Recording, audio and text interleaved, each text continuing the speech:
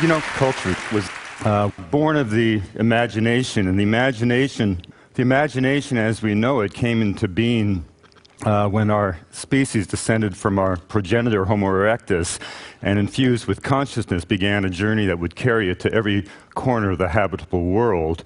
For a time we shared the stage with our distant cousins Neanderthal, who clearly had some spark of awareness, but whether it was the increase in the size of the brain or the development of language or some other evolutionary catalyst, we quickly left Neanderthal gasping for survival.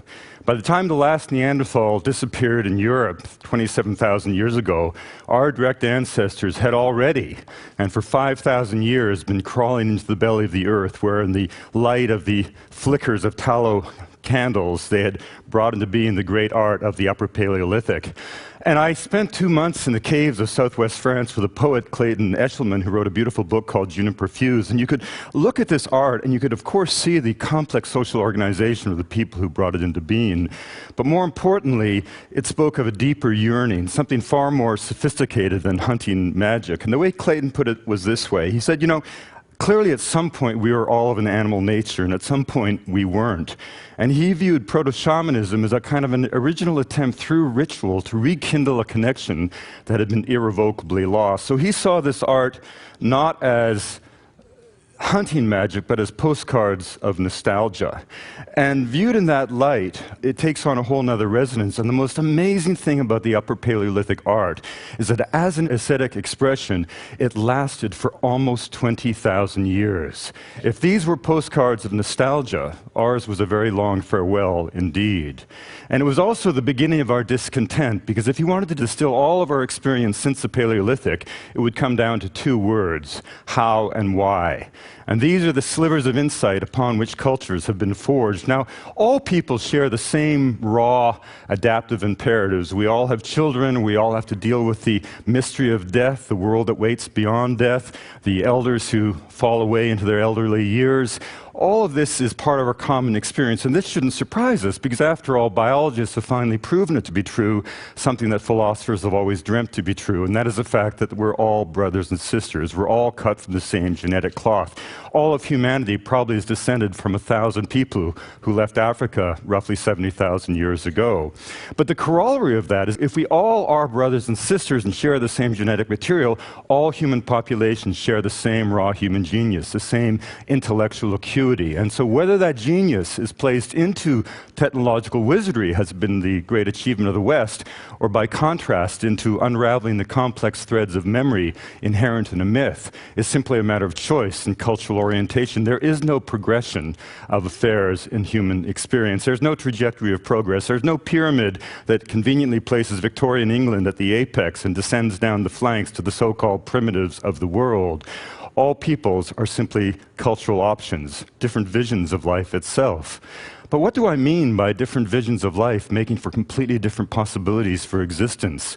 Well, let's slip for a moment into the greatest culture sphere ever brought into being by the imagination, that of Polynesia. 10,000 square kilometers, tens of thousands of islands flung like jewels upon the southern sea. I recently sailed on the Hokulea, named after the sacred star of Hawaii, throughout the South Pacific to make a film about the navigators. These are men and women who even today can name 250 stars in the night sky. These are men and women who can sense the presence of distant atolls of islands beyond the visible horizon simply by watching the reverberation of waves across the hull of their vessel, knowing full well that every island group in the Pacific has its unique refractive pattern that can be read with the same perspicacity with which a forensic scientist would read a fingerprint.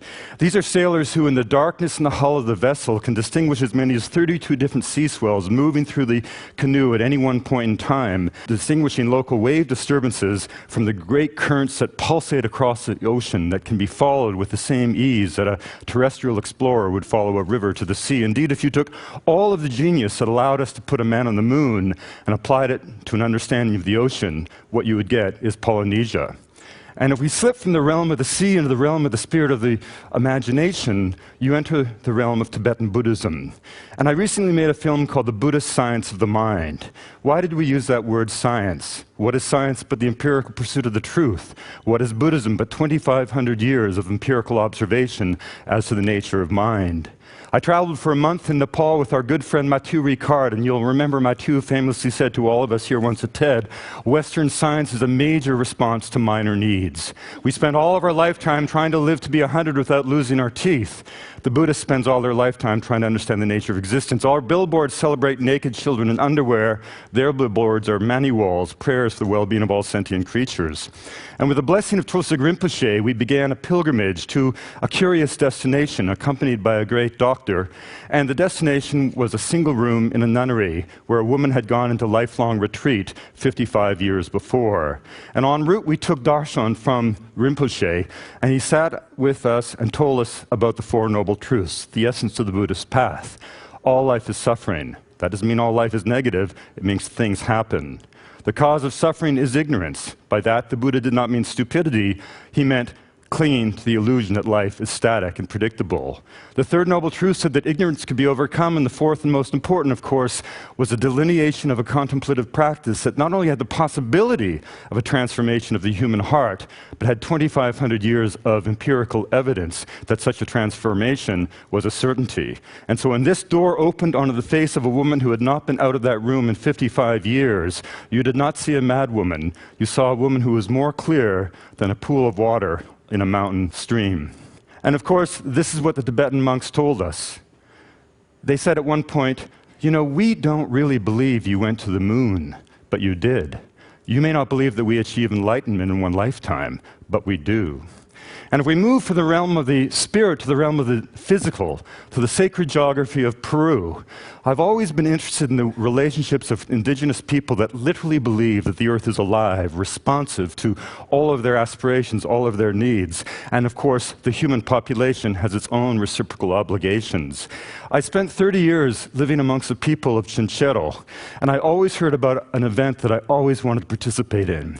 Once each year, the fastest young boy in each hamlet is given the honor of becoming a woman. And for one day, he wears the clothing of his sister and he becomes a transvestite, a wailaka. And for that day, he leads all able-bodied men on a run. But it's not your ordinary run. You start off at 11,500 feet, you run down to the base of the sacred mountain Antakilka, you run up to 15,000 feet, descend 3,000 feet, climb again over the course of 24 hours. And of course, the wailaka must spin. The trajectory of the route is marked by holy mounds of earth, where coca is given to the earth, libations of alcohol to the wind, the vortex of the feminine is brought to the mountaintop, and the metaphor is clear. You go into the mountain as an individual, but through exhaustion, through sacrifice, you emerge as a community that has once again reaffirmed its sense of place on the planet. And at 48, I was the only outsider ever to go through this, only one to finish it, and I only managed to do it by chewing more coca leaves in one day than anyone in the 4,000-year history of the plant. But these localized rituals become pan-Andean in these fantastic festivals like that of the Coyariti, which occurs when the Pleiades reappear in the winter sky. It's kind of like an Andean Woodstock. 60,000 Indians on pilgrimage to the end of a dirt road that leads to the sacred valley called the Sinicara, which is dominated by 3 tongues of the great glacier. The metaphor is so clear. You bring the crosses from your community in this wonderful fusion of Christian and pre-Columbian ideas. You place the cross into the ice in the shadow of Ausangati, the most sacred of all the Apus, or sacred mountains of the Inca, and then you do the ritual dances that empower the crosses. Now, these ideas and these events allow us even to deconstruct iconic places that many of you have been to, like Machu Picchu. Machu Picchu was never a lost city. On the contrary, it was completely linked into the 14,000 kilometers of royal roads the Inca made in less than a century. But more importantly, it was linked into the Andean notions of sacred geography. The Intihuatana, the the hitching post of the sun, is actually an obelisk that constantly reflects the light that falls on the sacred Apu of Machu Picchu, which is a sugarloaf mountain called Huayna Picchu. If you come to the south of the Intihuatana, you find an altar. Climb Huayna Picchu, you find another altar. Take a direct north-south bearing, you find to your astonishment that it bisects the Intihuatana stone, goes to the skyline, hits the heart of Salcantay, the second of the most important mountains of the Incan Empire. And beyond Salcantay, of course, when the Southern Cross reaches the southernmost point in the sky, directly in that same alignment, the Milky Way overhead. But what is enveloping Machu Picchu from below? The sacred river, the Urubamba, or the Vilcanota, which is itself the earthly equivalent of the Milky Way, but it's also the trajectory that Viracocha walked at the dawn of time when he brought the universe into being. And where does the river rise? Right on the slopes of the Coiriti. So 500 years after Columbus, these ancient rhythms of landscape are played out in ritual. Now, when I was here the first TED, I showed this photograph. Two men of the elder brothers, the descendants, survivors of El Dorado. These, of course, are the descendants of the ancient Tairona civilization. If those of you who are here remember that I mentioned that they remain ruled by a ritual priesthood, but the training for the priesthood is extraordinary. Taken from their families, sequestered in the shadowy world of darkness for 18 years, 2 9-year periods deliberately chosen to evoke the 9 months they spend in their natural mother's womb. All that time, the world only exists as an abstraction, as they are taught the values of their society, values that maintain the proposition that their prayers and their prayers alone maintain the cosmic balance. Now, the measure of a society is not only what it does, but the quality of its aspirations. And I always wanted to go back into these mountains to see if this could possibly be true, as indeed had been reported by the great anthropologist, Reichel Domatov. So literally 2 weeks ago, I returned from having spent 6 weeks with the elder brothers on what was clearly the most extraordinary trip of my life. These really are a people who live and breathe the realm of the sacred, a Baroque religiosity that is simply awesome. They consume more coca leaves than any human population, 1/2 pound per man per day. The gourd that you see here is everything in their lives is symbolic. Their central metaphor is a loom. They say, upon this loom I weave my life. They refer to the movements as they exploit the ecological niches of the gradient as threads. When they pray for the dead, they make these gestures with their hands, spinning their thoughts into the heavens. You can see the calcium buildup on the head of the Poporo gourd. The gourd is a feminine aspect. The stick is the male. You put the stick in the powder to take the sacred ashes, or the ashes of burnt limestone, to empower the coca leaf, to change the pH of the mouth, to facilitate the absorption of cocaine hydrochloride. But if you break a gourd, you cannot simply throw it away, because every stroke of that stick that has built up that calcium, the measure of a man's life, has a thought behind it. The fields are planted in such an extraordinary way that the one side of the field is planted like that by the women, the other side is planted like that by the men. Sort of metaphorically, you turn it on the side, you have a piece of cloth.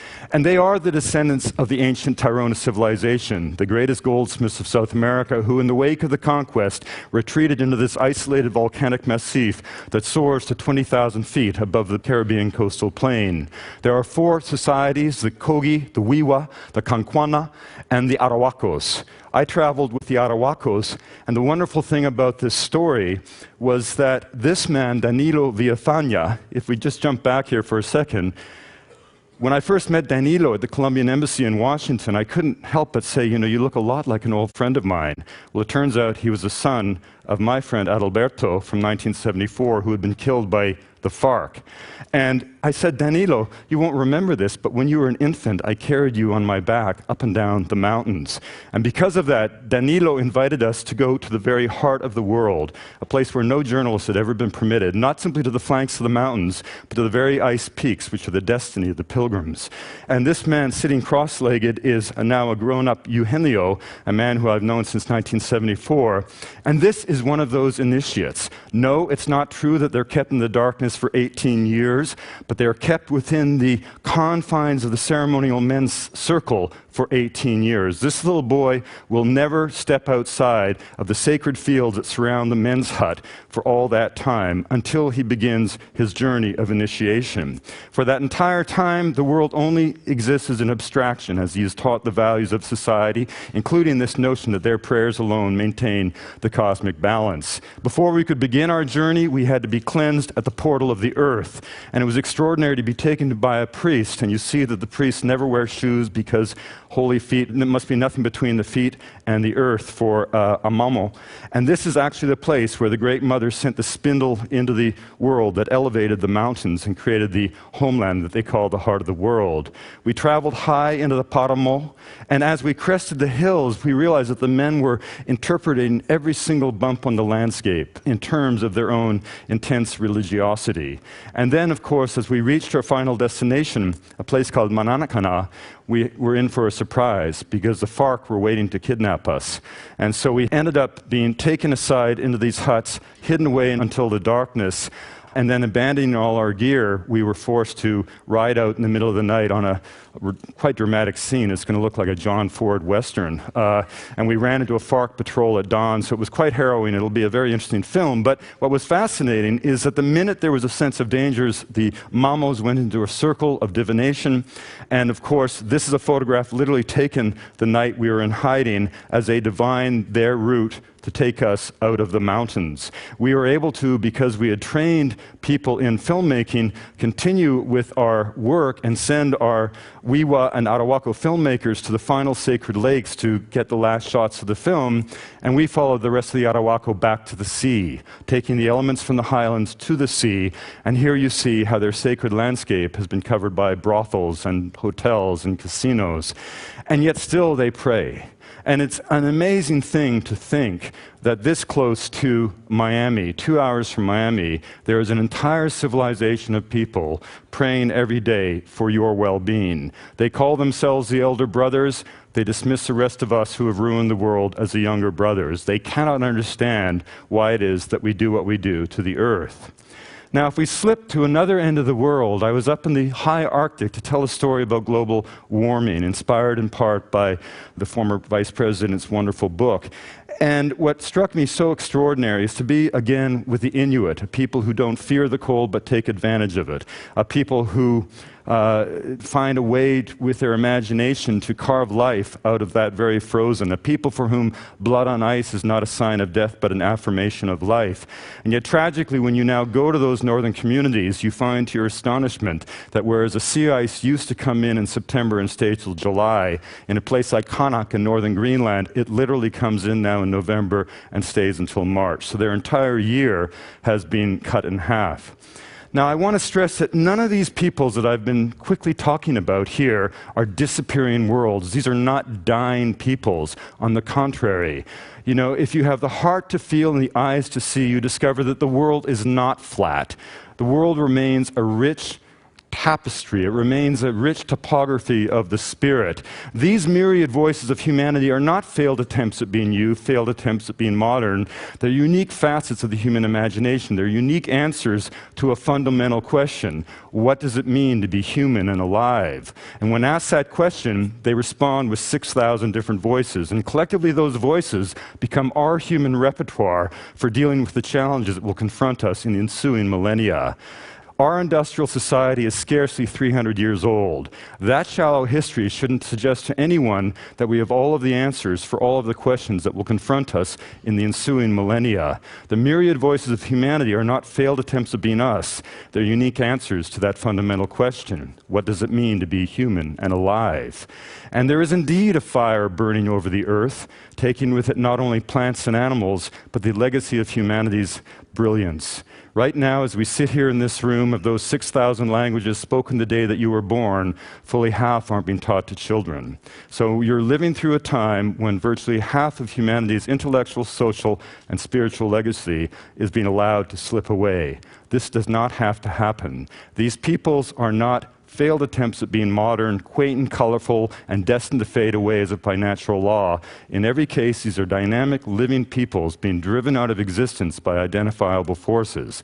That's actually an optimistic observation because it suggests that if human beings are the agents of cultural destruction, we can also be, and must be, the facilitators of cultural survival. Thank you very much.